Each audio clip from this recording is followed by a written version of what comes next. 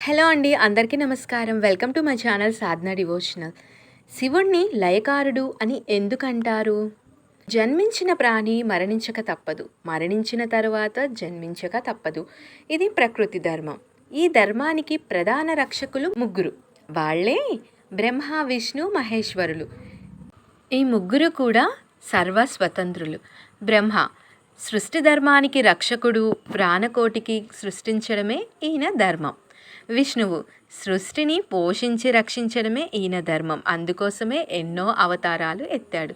మహేశ్వరుడు లయకారకత్వం ఈయన ధర్మం.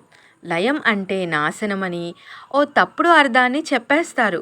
కానీ లయం అంటే లీనం చేసుకోవడం లేదా తనలో కలుపుకోవడం. ఈ సృష్టి చైతన్యాన్ని లయం చేసుకోవడం అంటే మాటలా? దానికి ఎంతో తపశ్శక్తి కావాలి. అందుకే శివుడు ఎప్పుడూ తపస్సమాధి స్థితిలో ఉంటాడు. సృష్టికి రక్షణకు నాశనం ఉంది, లయంకు నాశనం లేదు. అది శాశ్వతం.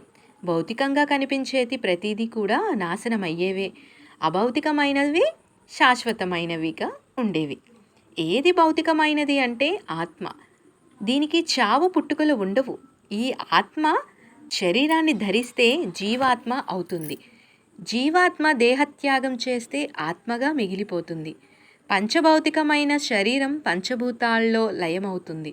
మిగిలి ఉన్న ఆత్మను శివుడు లయం చేసుకుంటాడు. అందుకే ఆయన్ను లయకారకుడు అని అంటారు. ఇదండి ఇవాల్టి వీడియో. నా వీడియో కనుక మీకు నచ్చినట్లయితే ప్లీజ్ తప్పకుండా లైక్ చేయండి, షేర్ చేయండి. అలాగే నా ఛానల్ని కొత్తగా చూసిన వాళ్ళైతే ప్లీజ్ తప్పకుండా సబ్స్క్రైబ్ చేసుకోండి. Thank you for watching this video.